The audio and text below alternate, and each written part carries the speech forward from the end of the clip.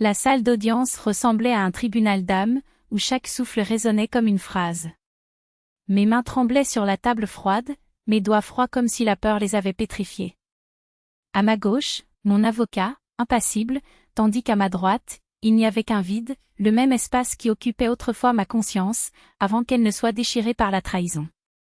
Au premier rang, eux, les architectes de mon existence, ceux qui m'ont appris à dire « merci », sincèrement, à tendre la main avant de demander, à regarder dans les yeux sans mentir.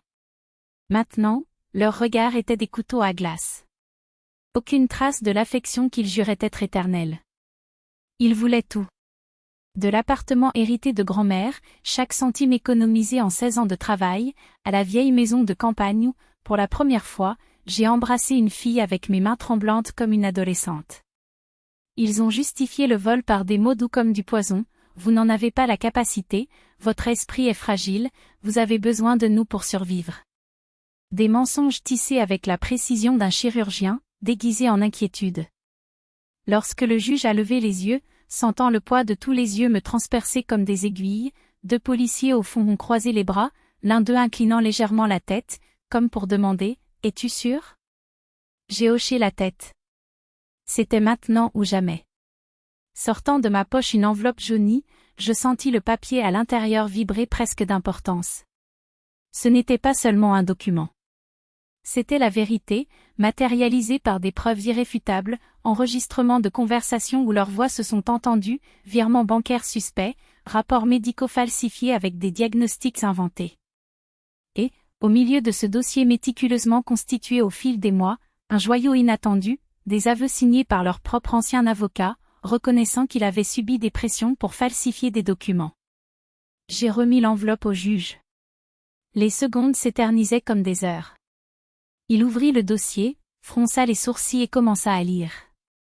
Son visage se transformait, d'abord, les sourcils levés de surprise, puis, ses lèvres se pressèrent avec une fureur contenue. Lorsqu'il releva enfin les yeux, sa voix traversa l'air comme une lame, ce n'est plus une affaire de famille. J'appelle la police. Un silence sépulcral envahit la pièce. Mes parents échangèrent des regards désespérés, comme des animaux traqués. Pour la première fois, j'ai vu la peur dans les yeux de ma mère. Mon père a tenté d'intervenir, mais le marteau du juge est tombé avec un verdict, tant que les faits ne seront pas établis, personne ne sortira d'ici. Quelques minutes plus tard, des policiers en uniforme sont entrés dans la pièce, le regard aussi dur que le métal de leurs menottes.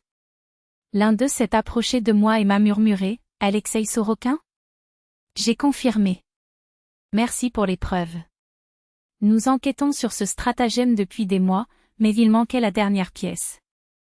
Maintenant, tout prend tout son sens. Je ne pouvais pas y croire. Ils n'étaient pas seulement cupides, ils étaient des prédateurs en série, dépouillant les proches de leurs biens au moyen de rapports psychiatriques frauduleux et de poursuites judiciaires truquées. Je n'étais pas la première victime. Mais ce serait la dernière. Les menottes claquaient sur leurs poignets. Ma mère sanglotait, a crié mon père en jurant son innocence. Mais les mots se perdaient dans le vide. J'ai juste pris une profonde inspiration, comme si un poids d'années m'avait été enlevé. Pour la première fois depuis longtemps, je ne me sentais pas comme une marionnette. Je m'étais défendue. Cela avait révélé la pourriture derrière le masque de l'amour. Une semaine plus tard, je me suis assis sur le banc en bois devant la maison de campagne qu'ils ont failli me prendre. L'automne peignait les feuilles dans des tons de feu et d'or, et l'air sentait la terre humide et la fumée du bois brûlé. À côté de moi, mon petit frère, âgé d'Alexandra à peine 16 ans, encore abasourdi par la vérité. « Est-ce qu'ils ont vraiment fait tout ça ?» a-t-il demandé, n'ayant pas le courage de me regarder. « Oui » répondis-je en le rapprochant. « Et ce n'est pas de ta faute ? Aucun de nous ne l'est. » Il a alors pleuré, un cri libérateur, et je l'ai tenu en silence, ressentant pour la première fois le poids et l'honneur d'être un grand frère. Le juge m'a envoyé une lettre quelques jours plus tard. Entre les lignes formelles, on pouvait lire l'admiration d'avoir affronté la peur et dit la vérité. L'État a ouvert une enquête sur tous les cas impliquant mes parents. Quant à moi, j'ai commencé à reconstruire ma vie à partir de zéro. Pas d'héritage volé, pas de mensonges, mais quelque chose de bien plus précieux, la certitude que, Parfois, la vérité est le seul héritage qui compte vraiment, même lorsqu'elle est enveloppée de douleur.